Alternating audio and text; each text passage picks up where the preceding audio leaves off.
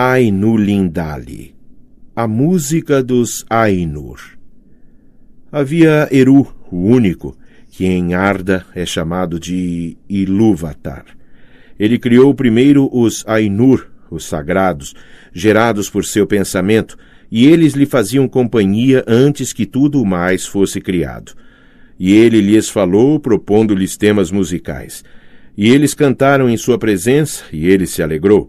Entretanto, durante muito tempo, eles cantaram cada um sozinho ou apenas alguns juntos, enquanto os outros escutavam. Pois cada um compreendia apenas aquela parte da mente de Ilúvatar, da qual havia brotado e evoluía devagar na compreensão de seus irmãos.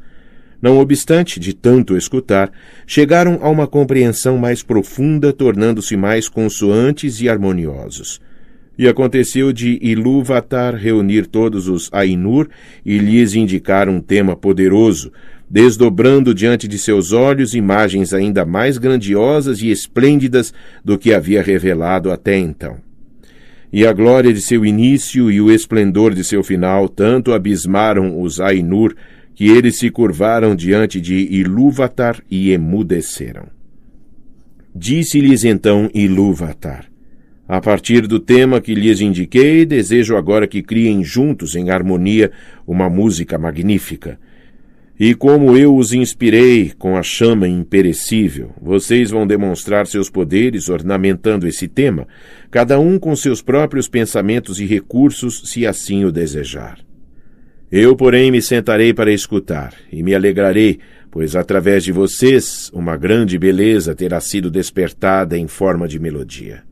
E então as vozes dos Ainur, semelhantes a harpas e alaúdes, a flautas e trombetas, a violas e órgãos, e a inúmeros coros cantando com palavras, começaram a dar forma ao tema de Ilúvatar, criando uma sinfonia magnífica, e surgiu um som de melodias em eterna mutação, entretecidas em harmonia, as quais, superando a audição, alcançaram as profundezas e as alturas. E as moradas de Ilúvatar encheram-se até transbordar, e a música e o eco da música saíram para o vazio, e este não estava mais vazio. Nunca desde então os Ainur fizeram uma música como aquela, embora tenha sido dito que outra ainda mais majestosa será criada diante de Ilúvatar pelos coros dos Ainur e dos filhos de Ilúvatar, após o final dos tempos. Então, os temas de Ilúvatar serão desenvolvidos com perfeição e irão adquirir existência no momento em que ganharem voz, pois todos compreenderão plenamente o intento de Ilúvatar para cada um, e cada um terá a compreensão do outro. E Ilúvatar, sentindo-se satisfeito, concederá a seus pensamentos o fogo secreto. Agora, porém, Ilúvatar escutava, sentado, e por muito tempo aquilo lhe pareceu bom, pois na música não havia falha.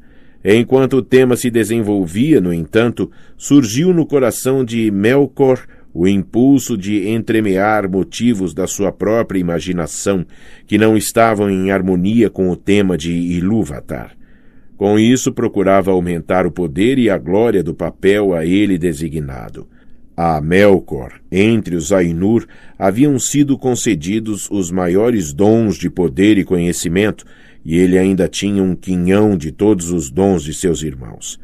Muitas vezes, Melkor penetrara sozinho nos espaços vazios em busca da chama imperecível, pois ardia nele o desejo de dar existência a coisas por si mesmo. E a seus olhos, Ilúvatar não dava atenção ao vazio, ao passo que Melkor se impacientava com o vazio. E, no entanto, ele não encontrou o fogo, pois este está com Ilúvatar. Estando sozinho, porém, começara a conceber pensamentos próprios, diferentes daqueles de seus irmãos. Alguns desses pensamentos ele agora entrelaçava em sua música, e logo a dissonância surgiu ao seu redor. Muitos dos que cantavam próximo perderam o ânimo, seu pensamento foi perturbado e sua música hesitou. Mas alguns começaram a afinar sua música à de Melkor, em vez de manter a fidelidade ao pensamento que haviam tido no início. Espalhou-se então cada vez mais a dissonância de Melkor, e as melodias que haviam sido ouvidas antes sossobraram num mar de sons turbulentos. Ilúvatar, entretanto, escutava sentado até lhe parecer que em volta de seu trono bramia uma tempestade violenta, como a de águas escuras que guerreiam entre si numa fúria incessante que não queria ser aplacada.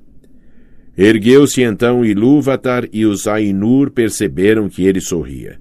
E ele levantou a mão esquerda e um novo tema surgiu em meio à tormenta, semelhante ao tema anterior e ao mesmo tempo diferente.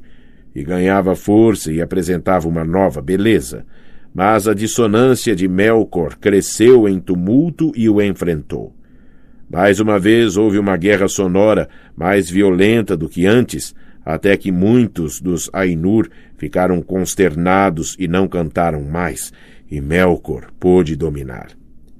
Ergueu-se então novamente Ilúvatar, e os Ainur perceberam que sua expressão era severa.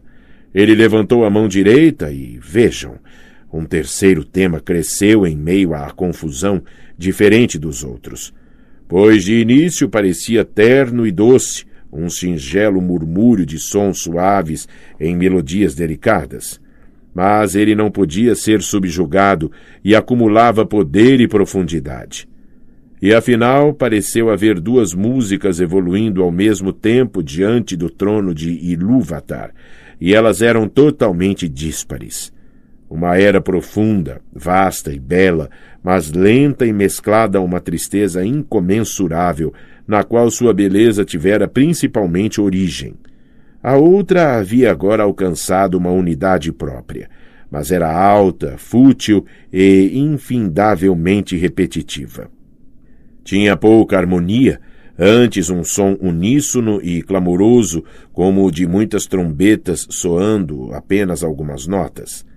E procurava abafar a outra música pela violência de sua voz, mas suas notas mais triunfais pareciam ser adotadas pela outra e entremeadas em seu próprio arranjo solene. No meio dessa contenda, na qual as mansões de Ilúvatar sacudiram e um tremor se espalhou, atingindo os silêncios até então impassíveis, Ilúvatar ergueu-se mais uma vez, e sua expressão era terrível de ver. Ele então levantou as duas mãos e, num acorde mais profundo que o abismo, mais alto que o firmamento, penetrante como a luz do olho de Ilúvatar, a música cessou.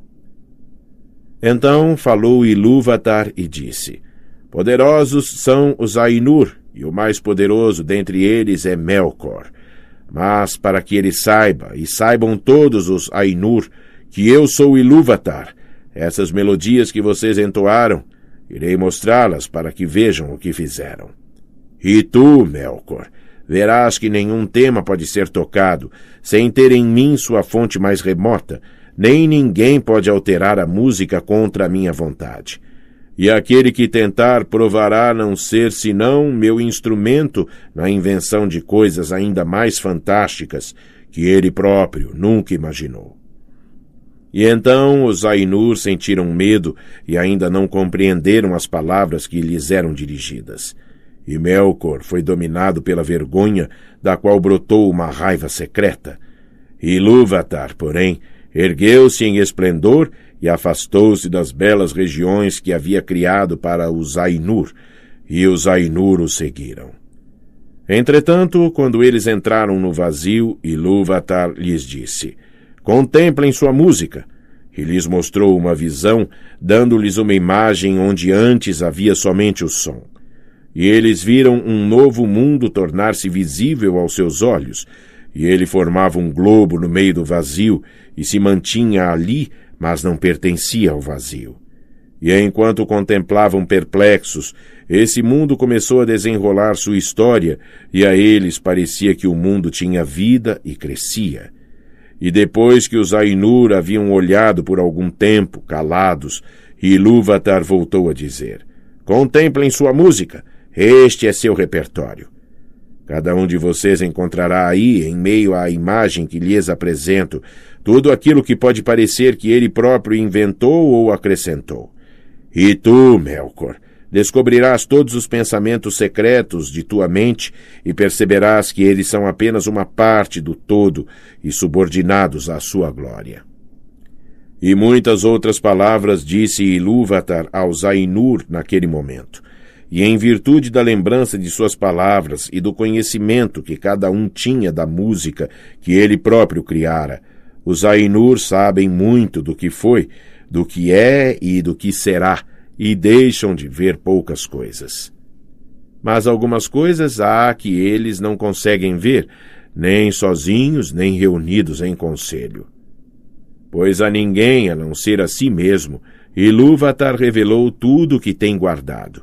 E em cada era surgem novidades que não haviam sido previstas, pois não derivam do passado.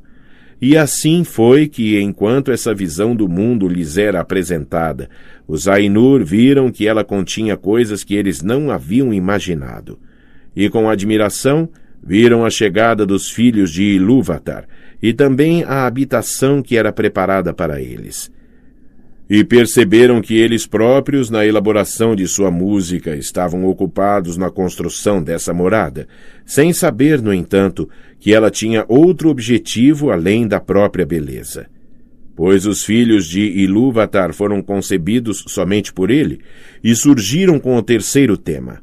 Eles não estavam no tema que Ilúvatar propusera no início e nenhum dos Ainur participou de sua criação. Portanto, quando os Ainur os contemplaram, mais ainda os amaram, por serem os filhos de Ilúvatar diferentes deles mesmos, estranhos e livres, por neles verem a mente de Ilúvatar refletida mais uma vez e aprenderem um pouco mais de sua sabedoria, a qual, não fosse por eles, teria permanecido oculta até mesmo para os Ainur. Ora, os filhos de Ilúvatar são elfos e os homens, os primogênitos e os sucessores. E em meio a todos os esplendores do mundo, seus vastos palácios e espaços e seus círculos de fogo, Ilúvatar escolheu um local para habitarem nas profundezas do tempo e no meio das estrelas incontáveis. E essa morada poderia parecer insignificante para quem leve em conta apenas a majestade dos Ainur, e não sua terrível perspicácia. E considere toda a área de Arda como o alicerce de uma coluna e a erga até que o cone do seu topo seja mais aguçado que uma agulha, ou contemple somente a vastidão incomensurável do mundo que os Ainur ainda estão moldando, não a precisão detalhada com que moldam todas as coisas que ali existem. Mas quando os Ainur contemplaram essa morada numa visão e viram os filhos de Ilúvatar surgirem dentro dela, muitos dos mais poderosos dentre eles concentraram todo o seu pensamento e seu desejo nesse lugar. E desses, Melkor era o chefe. Exatamente como no início ele fora o mais poderoso dos Ainur que haviam participado da música. E ele fingia, a princípio até para si, que desejava ir até lá e ordenar tudo pelo bem dos filhos de Ilúvatar, controlando o turbilhão de calor e frio que o atravessava. No fundo, porém, desejava submeter à sua vontade tanto elfos quanto homens, por invejar-lhes os dons que Ilúvatar prometera conceder-lhes, e Melkor desejava ter seus próprios súditos e criados, ser chamado de senhor e ter comando sobre a vontade de outros. Já os outros Ainur contemplaram essa habitação instalada nos vastos espaços do universo, que os elfos chamam de Arda, a Terra. E seus corações se alegraram com a luz, e seus olhos, enxergando muitas cores, se encheram de contentamento. Porém, o bramido do oceano lhes trouxe muita inquietação, e observaram os ventos e o ar, e as matérias das quais Arda era feita, de ferro, pedra, prata, ouro e muitas substâncias, mas de todas era a água a que mais enalteciam. E dizem os Eldar que na água ainda vive o eco da música dos Ainur mais do que em qualquer outra substância existente na terra. E muitos dos filhos de Ilúvatar escutam, ainda insaciados, as vozes do oceano, sem, contudo, saber por que o fazem. Ora, foi para a água que aquele Ainu que os elfos chamam de Ulmo voltou seu pensamento, e de todos foi ele quem recebeu de Ilúvatar noções mais profundas de música. Já sobre os ares e os ventos, mais havia refletido Manwë, o mais nobre dos Ainur. Sobre a textura da terra havia pensado Auli, a quem Ilúvatar concedera talentos e conhecimentos pouco inferiores aos de Melkor. Mas a alegria e o prazer de Auli estão no ato de fazer e no resultado desse ato, não na posse nem em sua própria capacidade. Motivo pelo qual ele dá e não acumula, é livre de preocupações e sempre se interessa por alguma nova obra. E Ilúvatar falou a Ulmo e disse: Não vês como aqui neste pequeno reino, nas profundezas do tempo, Melkor atacou tua província? Ele ocupou o pensamento com um frio severo e implacável, mas não destruiu a beleza de tuas fontes, nem de teus lagos cristalinos. Contempla a neve e o belo trabalho da geada. Melkor criou calores e fogo sem limites e não conseguiu secar teu desejo nem sufocar de todo a música dos mares. Admire então a altura e a glória das nuvens e das névoas em permanente mutação. E ouve a chuva a cair sobre a terra, e nessas nuvens tu és levado mais para perto de Manwë, teu amigo, a quem amas. Respondeu então Ulmo: Na verdade, a água tornou-se agora mais bela do que meu coração imaginava. Meu pensamento secreto não havia concebido o floco de neve, nem em toda a minha música estava contida a chuva que cai. Procurarei Manwë para que ele e eu possamos criar melodias eternamente para teu prazer. E Manwë e Ulmo se aliaram desde o início, e sob todos os aspectos serviram com a máxima fidelidade aos objetivos de Ilúvatar. Porém, no momento em que Ulmo falava e enquanto os Ainur ainda contemplavam a visão, ela foi recolhida e permaneceu oculta. Pareceu-lhes que naquele instante eles percebiam uma nova realidade, as trevas, que eles ainda não conheciam a não ser em pensamento. Estavam, porém, apaixonados pela beleza da visão e fascinados pela evolução do mundo que nela ganhava existência, e suas mentes estavam totalmente voltadas para isso, pois a história estava incompleta e os círculos do tempo ainda não totalmente elaborados quando a visão foi retirada. E alguns disseram que a visão cessou antes da realização do domínio dos homens e do desaparecimento gradual dos primogênitos. Motivo pelo qual, embora a música estivesse sobre todos, os Valar não viram com o dom da visão as eras posteriores ou o final do mundo. Houve então inquietação entre os Ainur, mas Ilúvatar os conclamou e disse: Conheço o desejo em suas mentes de que aquilo que viram venha na verdade a ser, não apenas no pensamento, mas como vocês são, e no entanto, diferente.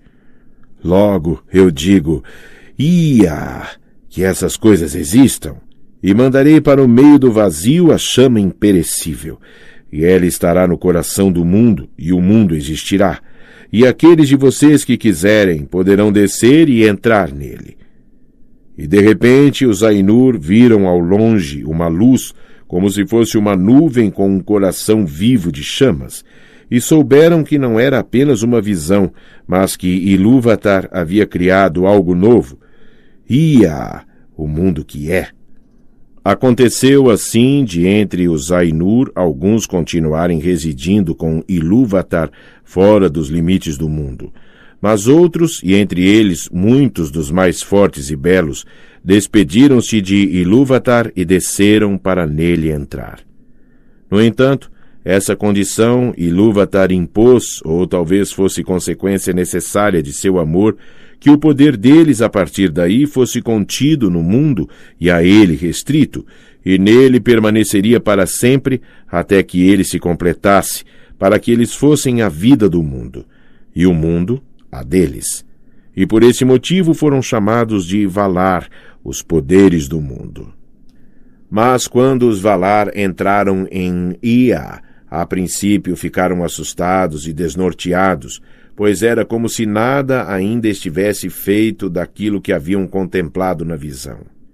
Tudo estava a ponto de começar, ainda sem forma, e a escuridão era total, pois a grande música não havia sido senão a expansão e o florescer do pensamento nas mansões eternas, sendo a visão apenas um prenúncio. Mas agora eles haviam entrado no início dos tempos e perceberam que o mundo havia sido apenas prefigurado e prenunciado, e que eles deveriam concretizá-lo. Assim teve início sua enorme labuta em espaços imensos e inexplorados, e em eras incontáveis e esquecidas, até que nas profundezas do tempo e no meio das vastas mansões de Ia, veio a surgir a hora e o lugar em que foi criada a habitação dos filhos de Ilúvatar. E nessa obra, a parte principal coube a Manwë, Auli e Ulmo. Mas Melkor também estava ali desde o início e interferia em tudo o que era feito, transformando-o, se conseguisse, de modo que satisfizesse seus próprios desejos e objetivos. E ele acendia enormes fogueiras. E assim, quando a terra ainda era jovem e repleta de energia, Melkor a cobiçou e disse aos outros Valar: "Este será o meu reino, e eu o designo como meu." Manwë era, porém, irmão de Melkor na mente de Ilúvatar, e ele foi o principal instrumento do segundo tema que Ilúvatar havia criado para combater a dissonância de Melkor. E Manwë chamou a si muitos espíritos, superiores e inferiores, e eles desceram aos campos de Arda e auxiliaram Manwë, evitando que Melkor impedisse para sempre a realização de seu trabalho e que a terra murchasse antes de florescer. E Manwë disse a Melkor: "Este reino tu não tomarás como teu, pois muitos trabalharam aqui não menos do que tu." E houve luta entre Melkor e os outros Valar. E por algum tempo Melkor recuou e partiu para outras regiões, e lá fez o que quis. Mas não tirou de seu coração o desejo pelo reino de Arda.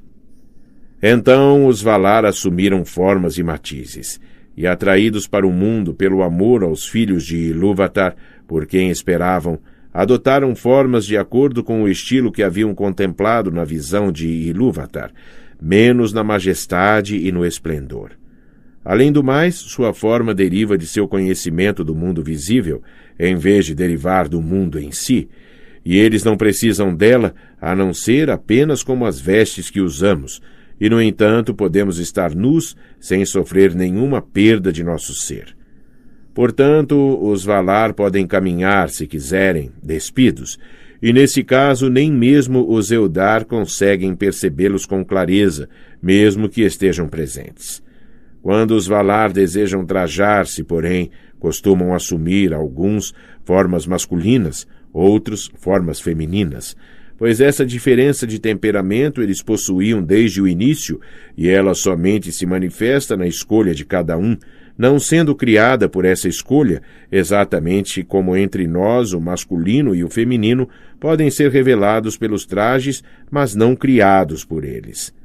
Mas as formas com as quais os grandes se ornamentam não são sempre semelhantes às formas dos reis e rainhas dos filhos de Ilúvatar, já que às vezes eles podem se revestir do próprio pensamento, tornado visível em formas de majestade e terror. E os Valar atraíram para si muitos companheiros, alguns menos grandiosos do que eles, outros quase tão grandiosos quanto eles. E juntos trabalharam na organização da terra e no controle de seus tumultos. Melkor, então, viu o que era feito, que os Valar caminhavam sobre a terra como forças visíveis, trajados com roupas do mundo, e eram lindos e gloriosos ao olhar, além de jubilosos, e que a terra estava se tornando um jardim para seu prazer, já que seus turbilhões estavam subjugados. Cresceu-lhe então muito mais a inveja, e ele também assumiu forma visível. Mas em virtude de seu ânimo e do rancor que nele ardia, essa forma era escura e terrível, e ele desceu sobre Arda com poder e majestade maiores do que os de qualquer outro vala, como uma montanha que avança sobre o mar e tem seu topo acima das nuvens, que é revestida de gelo e coroada de fumaça e fogo. E a luz dos olhos de Melkor era como uma chama que faz murchar com seu calor e perfura com um frio mortal. Assim começou a primeira batalha dos Valar com Melkor pelo domínio de Arda, e sobre esses tumultos os elfos sabem pouquíssimo, pois o que foi aqui declarado teve origem nos próprios Valar, com quem os Eudalii falavam na terra de Valinor e por quem foram instruídos. Mas os Valar pouco se dispõem a relatar sobre as guerras anteriores à chegada dos elfos. Disse, porém, entre os Eldar, que os Valar sempre se esforçaram, apesar de Melkor, para governar a terra e prepará-la para a chegada dos primogênitos. E eles criaram terras, e Melkor as destruía. Sulcavam vales, e Melkor os erguia. Esculpiam montanhas, e Melkor as derrubava. Abriam cavidades para os mares, e Melkor os fazia transbordar. E nada tinha paz ou se desenvolvia, pois mal os Valar começavam algum trabalho, Melkor o desfazia ou corrompia. E, no entanto, o trabalho deles não foi totalmente vão. E, embora em tarefa ou em parte alguma sua vontade e determinação fossem perfeitamente cumpridas e todas as coisas fossem em matiz e forma diferentes da intenção inicial dos Valar, apesar disso, lentamente, a terra foi moldada e consolidada. E assim, finalmente, estabeleceu-se a morada dos filhos de Ilúvatar nas profundezas do tempo e no meio das estrelas incontáveis.